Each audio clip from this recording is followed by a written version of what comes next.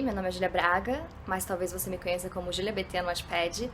E hoje eu tô aqui como parte do projeto Help Me Please. Nesse projeto eu tô fazendo uma colaboração com outras 4 escritoras e durante toda essa semana cada uma de nós vai postar um vídeo dando dicas para escritores do Wattpad. Eu fiquei de falar para vocês 5 dicas de como conseguir mais leitores no Wattpad. Eu não vou falar sobre divulgação aqui, eu vou falar sobre outros jeitos de conseguir leitores. Pra mim funcionou e tem funcionado por 2 anos agora, desde que eu entrei no Wattpad. E são coisas muito básicas, mas às vezes a gente não presta atenção nelas. A primeira dica que eu vou dar é uma dica que eu acho fundamental para todas as outras dicas, que é você saber quem é seu público e conhecer ele. Algumas pessoas escrevem sem saber direito pra quem que elas estão escrevendo.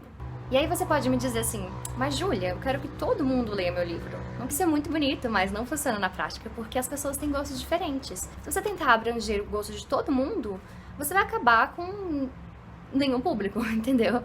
Então você tem que especificar na sua cabeça o público que você quer atingir, e isso vai afetar todas as outras dicas que eu vou dar aqui. Enfim, essa é a primeira dica que eu vou dar. Você tem que conhecer seu público, você tem que ter a noção de quantas pessoas leem esse tipo de literatura. Por exemplo, no Wattpad, a ficção adolescente é um gênero muito lido. Então é comum que você veja autores com muitas e muitas leituras nessa área. Agora, por exemplo, a ficção histórica, a quantidade de leitores é um pouco menor. Então você tem que ter isso em mente, porque às vezes o que é um número baixo para um livro de ficção adolescente é um número muito alto em ficção histórica. Então você não tem que se comparar com autores de outras categorias. Você foca na categoria que é o seu público e aí você vai entender como funciona esse público. Vai ser bem mais fácil você ganhar leitores se você tiver isso em mente. A segunda dica, gente, é uma coisa também muito óbvia, pra mim pelo menos, que é o visual do seu livro. O que vai fazer as pessoas clicarem no seu livro? Ou seja, capa e título. Gente, é impossível não ir pela capa. Se você tem uma capa bonita, você vai atrair mais gente e vai fazer mais pessoas clicarem no seu livro, ficarem mais interessadas no seu livro. É tipo básico. É tipo regra básica de marketing de literatura. Mentira, não sei, mas eu acho que sim. Se você não sabe fazer capa, tudo bem, porque no Wattpad tem muita gente que faz capa por encomenda. E se você tiver como investir em uma capa, talvez seja legal também investir.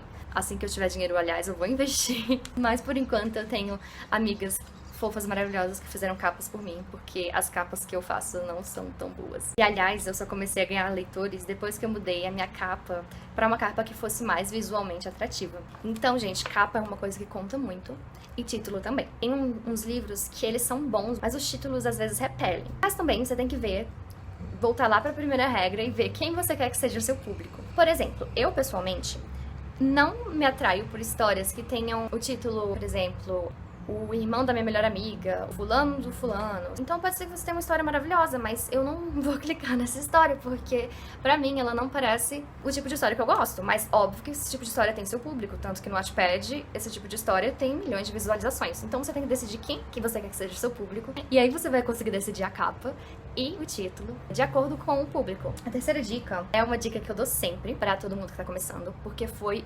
como eu consegui me estabelecer no Wattpad, que é basicamente você se infiltrar na comunidade. Você não pode esperar que as pessoas simplesmente saibam quem você é. Não tem como as pessoas acharem seu livro, sabe? Mesmo que você vá e divulgue no perfil das pessoas, é muito difícil. Então, um jeito muito mais fácil e muito mais agradável pra todo mundo é você se infiltrando na comunidade. O que eu quero dizer com isso é que é legal você ler as histórias de outras pessoas, comentar nas histórias de outras pessoas e, tipo, não só comentar pra lerem seu livro. É legal você se envolver nas histórias de outras pessoas e fazer amizades. Uma coisa que eu sempre dou dica é você fazer amizade com quem também tá começando, porque daí vocês vão se ajudando a crescer juntos. Foi assim que eu comecei. Eu comecei sem nenhum leitor por muitos meses e a Carla foi minha primeira leitora, eu acho, no Wattpad. Ela foi minha primeira amiga e, tipo, quando a gente tava no Wattpad, era só eu e a Carla contra o resto do mundo. A gente foi se ajudando, a gente foi lendo uma coisa da outra, quando não tinha ninguém mais pra ler nossas coisas.